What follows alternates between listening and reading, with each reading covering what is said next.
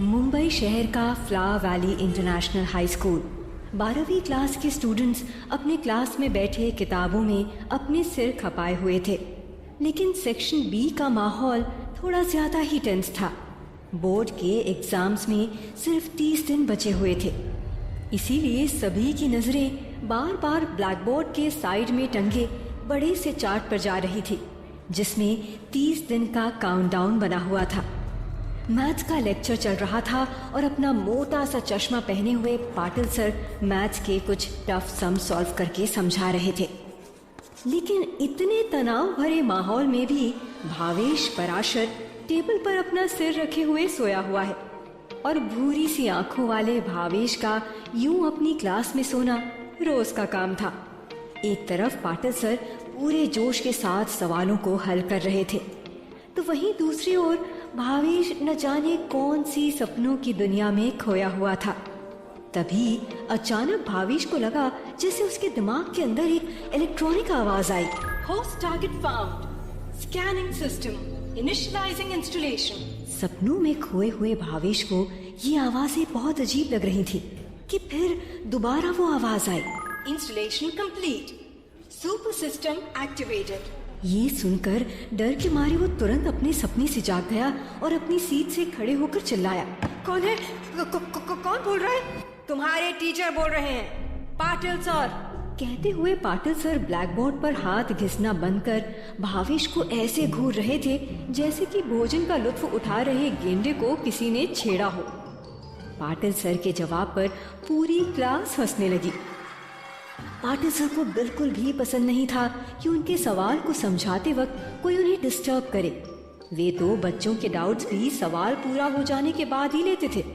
उन्होंने अपने दांत पीसते हुए भावेश से कहा, भावेश। जी सर। भावेश ने घबरा कर कहा, मुझे इस क्वेश्चन के बारे में बताओ। पाटिल सर ने ब्लैक बोर्ड की ओर इशारा करते हुए कहा। भावेश को इस सवाल के बारे में कोई जानकारी नहीं थी। उसे तो ये भी नहीं पता था कि क्वेश्चन किस चैप्टर का था, लेकिन फिर भी सर से नजरें बचाने के लिए अपने टेबल पर रखी किताबों की उठापटक करने लगा। यूं क्लास में सोना भावेश की पुरानी आदत थी। वो जब भी पढ़ाई करने के लिए किताब खोलता, नींद उसे अपने आगोश में भर लेती थी। भावेश के मम्मी और पापा दोनों भावेश की पढ़ाई के लिए बहुत मेहनत करते थे। वे किसी तरह से पैसे इकट्ठे करते ताकि भावेश अच्छे स्कूल में पढ़ सके, लेकिन भावेश का बिल्कुल भी मन पढ़ाई में नहीं लगता था। उसका तो कई बार मन भी हुआ कि वो किसी तरह से इस स्कूल को छोड़कर भाग जाए, लेकिन हर बार ऐसा करने से पहले उसे अपने मम्मी और पापा का चेहरा सामने दिख जाता था। फिलहाल सर के सवाल पर भावेश अपना सर झुकाए हुए खड़ा था और चुपके से अपने टेबल पर रखी हुई किताबों में पेजेस को इधर उधर इस इरादे से पलट रहा था कि शायद ऐसा करने से पाटिल सर उससे निराश होकर उसे बख्श दें। पर दया की भीख पाटिल सर के क्लास में नहीं मिलती थी। पाटिल सर उसकी चुप्पी को देखते हुए कहने लगे, स्लीपिंग ड्यूटी, यही है मिस्टर भावेश पराशर की एकमात्र ड्यूटी। अब जब तुम्हारी नींद पूरी हो ही गई है तो काफी फ्रेश लग रहा होगा, नहीं? आओ जरा इधर और इस प्रॉब्लम का सॉल्यूशन बता के दिखाओ। पूरी क्लास के ठहाकों के बीच गुर्राते हुए पाटिल सर ने कहा। भावेश मन ही मन सोच ही रहा था कि तभी उसे एक बार फिर वो इलेक्ट्रॉनिक आवाज सुनाई दी। सुपर सिस्टम में आपका स्वागत है। 12th class math text books detected. क्या आप इसे अपनी मेमोरी में फीड करना चाहेंगे? भावेश ने इससे पहले ढेर सारी कॉमिक बुक्स पढ़ रखी थी। सुपर कमांडो ध्रुव, सुपरमैन के बारे में तो सुना था, लेकिन सुपर सिस्टम किस बला का नाम है? तभी उसे लगा कहीं ऐसा तो नहीं कि शायद उसके पास कोई सुपर पावर आ गई है। तभी उसका चेहरा उत्साह से भर गया और उसके चेहरे पर एक बड़ी सी मुस्कान छा गई। लेकिन जैसे ही उसने अपने टीचर पाटिल सर की गुस्से से भरी हुई आंखों को देखा, उसने तुरंत ही अपनी इस बड़ी सी मुस्कान को छुपा लिया। उसने मन ही मन में सिस्टम को आदेश दिया, ओके सिस्टम। भावेश के सिस्टम को हाँ करते ही उसके हाथ पर एक सफेद रोशनी उभरी और धीरे धीरे डिम होते हुए गायब हो गई, जिससे भावेश को हल्का सा झटका लगा। पर अपने आप को संभालने के बाद भावेश को ऐसा लगा जैसे उसे किसी बड़े गणितज्ञ की तरह ज्ञान प्राप्त हो गया हो। कुछ ही देर में इस ज्ञान ने भावेश पर अपना असर दिखाना शुरू भी कर दिया। भावेश ने एक बार फिर ब्लैक बोर्ड पर लिखे उस क्वेश्चन को देखा। ये कैलकुलस का सवाल जिसके बारे में थोड़ी देर पहले तक भावेश को कोई भी आइडिया नहीं था, अब खुद ब खुद भावेश के दिमाग में सुलझते हुए दिख रहे थे। भावेश ने अपने आसपास बैठे हुए उन सभी क्लासमेट्स को देखा जो काफी देर से उसकी बेवकूफी पर हंस रहे थे, लेकिन भावेश खुद उन सभी की नादानी पर मुस्कुराने लगा। भावेश ने कॉन्फिडेंस के साथ अपने झुके हुए कंधों को चौड़ा किया और उन सभी के बीच से होते हुए पाटिल सर के सामने खड़ा हो गया। पूरी क्लास भावेश को बड़ी गौर से देख रही थी। भावेश ने पाटिल सर के हाथ से एक चौक ली और ब्लैक बोर्ड पर लिखे क्वेश्चन को सॉल्व करना शुरू कर दिया। भावेश इतनी स्पीड से उसे लिख रहा था कि थोड़ी देर में ही चौक खत्म हो गई। भावेश ने एक बार फिर चौक के लिए पाटिल सर के सामने अपने हाथ आगे कर दिए। पाटिल सर ने सकपकाते हुए हाथ से एक नई चौक लेकर भावेश को दी। नई चौक मिलते ही भावेश ने फिर उसी स्पीड से ब्लैक बोर्ड पर लिखना शुरू कर दिया। भावेश की रफ्तार और इंटेलिजेंस को देखकर पूरा क्लास और खुद पाटिल सर भी हैरान थे। कुछ ही देर में ब्लैक बोर्ड पर लिखे हुए उस क्वेश्चन के नीचे अलग अलग तरह के 3 मेथड से सॉल्यूशंस लिखे हुए थे और सभी की आंखें चौंधिया गई थी। भावेश अपने हाथ से चौक की डस्ट साफ कर चेहरे पर एक बड़ी सी मुस्कान लिए हुए अपनी सीट पर आकर बैठ गया। पूरी क्लास में फुसफुसाहट हो रही थी। मुझे यहाँ एक मेथड भी नहीं आती और इसने यहाँ एक ही क्वेश्चन को 3 अलग अलग मेथड से सॉल्व कर दिया, एक स्टूडेंट ने कहा। तो दूसरे ने बोला, भावेश इतना इंटेलिजेंट है, मला नव्हते माहित। पाटिल सर सदमे में ब्लैक बोर्ड पर लिखे सभी सॉल्यूशंस को बारी बारी देख रहे थे। उन्हें अपनी आंखों पर विश्वास ही नहीं हो रहा था। उन्होंने एक बार फिर भावेश को एक गहरी नजर से देखा। उसकी आंखों में इस बार एक गहरी व्याकुलता थी। उन्होंने भावेश से कहा, तुम्हें पता है ये जो सवाल तुमने अभी ब्लैक बोर्ड पर सॉल्व किया है, ये पिछले कुछ सालों में सिलेबस के सबसे टफ क्वेश्चंस में से एक है और मुझे बताते हुए बड़ी खुशी हो रही है कि भावेश ये तीनों मेथड्स बिल्कुल सही हैं। क्लास, मैं तुम सभी को इन तीनों मेथड से विस्तार में क्वेश्चन को सॉल्व करके बताता हूँ। पाटिल सर ने ब्लैक बोर्ड की ओर अपना मुंह किया और पूरे क्लास को ये क्वेश्चन समझाने लगे। पाटिल सर का ब्लैक बोर्ड की ओर मुंह फेरना ही था कि एक बार फिर पूरी क्लास में फुसफुसाहट शुरू हो गई। इम्पॉसिबल, मुझे विश्वास नहीं हो रहा। भावेश इतने मुश्किल सवाल को इतनी आसानी से कैसे सॉल्व कर सकता है? क्लास का हर एक स्टूडेंट भावेश को उलझी हुई नजरों से देख रहा था। वे सभी विश्वास ही नहीं कर पा रहे थे कि कठिन से दिखने वाले सवाल को सॉल्व करने वाला शख्स और कोई नहीं बल्कि भावेश है। अपनी सीट पर चुपचाप बैठे हुए भावेश का दिल ढेर सारे इमोशन से भरा हुआ था। उसने मन ही मन सोचा, पहले मुझे पढ़ते ही नींद आने लगती थी, लेकिन अब इस सिस्टम के साथ बोर्ड्स क्लियर करके मुंबई के टॉप कॉलेजेस में एडमिशन लेना ही मेरा इकलौता लक्ष्य है।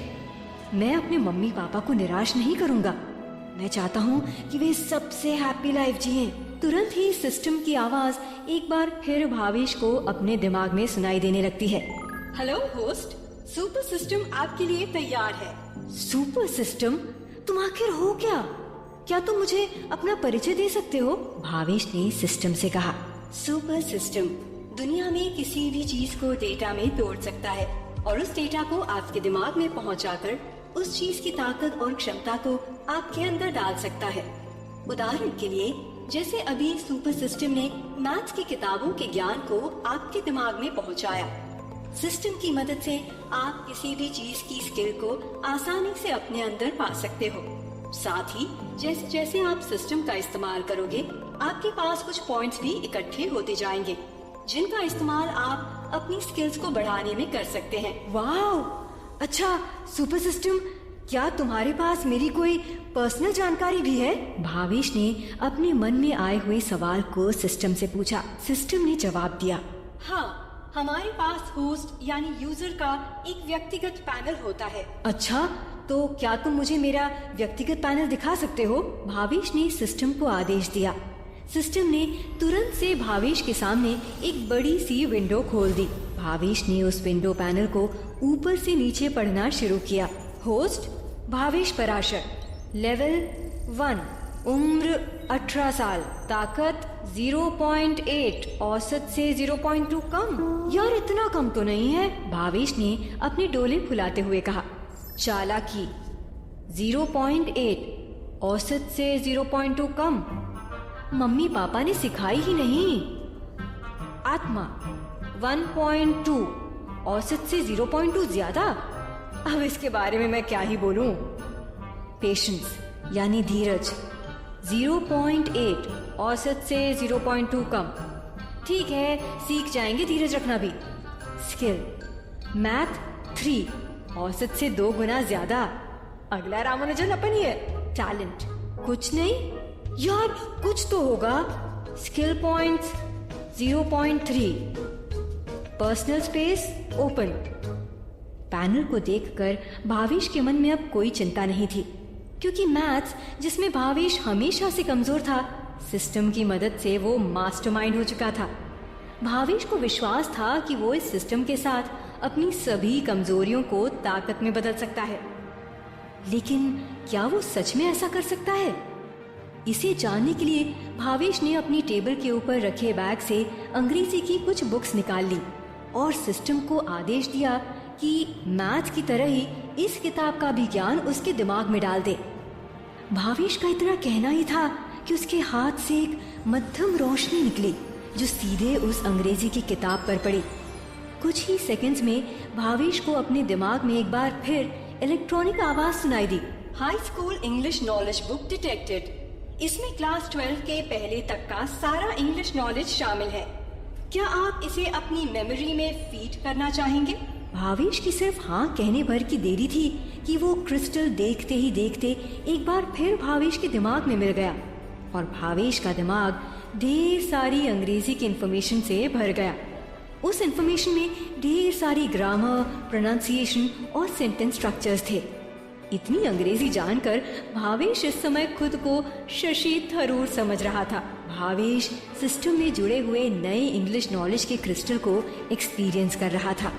इस बीच उसे पता ही नहीं चला कि कब मैथ्स का पीरियड खत्म हो गया। वो तो जैसे ही स्कूल की रिंग बेल बजी तब कहीं जाकर भावेश को होश आया। बेल बजने के साथ ही पाटिल सर ने पढ़ाना बंद कर दिया। एक एक कर बारी बारी क्लास के स्टूडेंट्स क्लास से बाहर निकलने लगे। जब भावेश को होश आया तो उसने देखा कि अभी तक टेबल पर उसकी किताबें इधर उधर फैली हुई हैं। वो एक एक करके अपनी किताबों को बैग में जमा कर रखने लगा। तब तक उसकी पूरी क्लास खाली हो चुकी थी। भावेश भी अपनी क्लास से बाहर निकल आया। उसने देखा कि पूरे कॉरिडोर में केवल वो ही अकेला बचा हुआ है। बाकी सारे स्टूडेंट्स पहले ही अपने अपने घर के लिए निकल चुके थे। भावेश आज बहुत खुश था।